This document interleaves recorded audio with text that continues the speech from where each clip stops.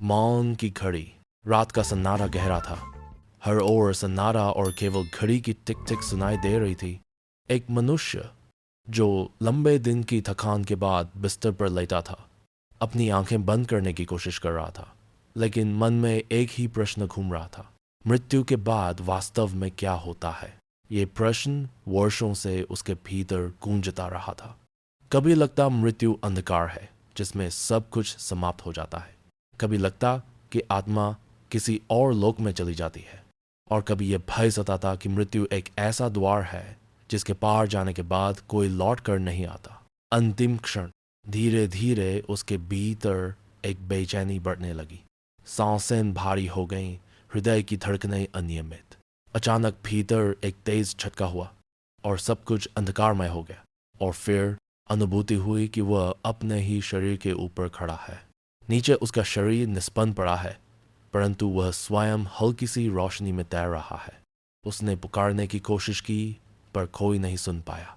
उस क्षण यह सत्य स्पष्ट हुआ। शरीर छूट गया है, पर मैं अभी भी हूँ। आत्मा का अलगाव। कमरे में लोग दौड़े आए, रोने चिल्लाने की आवाज़ें गूंज उठीं। कोई डॉक्टर बुला रहा था, कोई मृत शरीर को हिलाकर जगाने की कोशिश कर रहा था, पर आत्मा देख रही थी कि उसकी आवाज़ कोई नहीं सुन पा रहा। पहली बार उसे यह एहसास हुआ कि मृत्यु केवल शरीर की है, अस्तित्व की नहीं। अंधकार का मार्ग। धीरे धीरे कमरे की दीवारें जैसे पिघलने लगी। एक लंबा अंधकारमय मार्ग खुला, जिसके अंत में हल्की सी उजली रोशनी चमक रही थी। एक अदृश्य शक्ति आत्मा को उस दिशा में खींचने लगी। ज्यों ज्यों आत्मा आगे बढ़ती, उसे अनगिनत परछाइयां दिखती। कुछ हंसते, कुछ रोते, कुछ बेतहाशा भटकते, जैसे यह मार्ग अनगिनत आत्माओं का पथ हो। अचानक सामने एक गहरी छाया उभर आई। उसकी दृष्टि में अग्नि जैसी चमक थी। छाया ने कहा, हर आत्मा को अपने कर्मों का हिसाब देना पड़ता है। तू भी उस न्याय से बच नहीं सकता। कर्मों का दर्पण। छाया ने हाथ उठाया और अचानक एक दिव्य दर्पण प्रकट हुआ। यह कोई साधारण दर्पण नहीं था। इसमें जीवन की हर घटना स्पष्ट दिखाई देने लगी। बचपन के खेल, युवावस्था की महत्वाकांक्षाएं, परिवार के साथ बिताए क्षण, और साथ ही स्वार्थ, क्रोध, झूठ और गलतियां भी। हर दृश्य इतना जीवन था कि आत्मा जैसे उसे फिर से जी रही हो।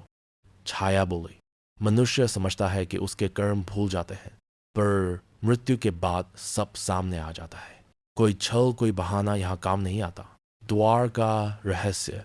जैसे ही दर्पण विलीन हुआ, एक विशाल द्वार प्रकट हुआ। उसकी ऊंचाई आकाश छू रही थी और उस पर अद्भुत अक्षर अंकित है, यमलोक का प्रवेश द्वार। द्वार के सामने एक विशाल द्वारपाल खड़ा था, जिसके हाथ में तेज चमकती गदा थी। उसने आत्मा को घूरते हुए कहा, अब तुझे यमराज के दरबार में जाना होगा। वहीं तय होगा कि तेरे अगले पथ की दिशा क्या होगी। आत्मा ने कांपते हुए पूछा, क्या वापसी संभव है?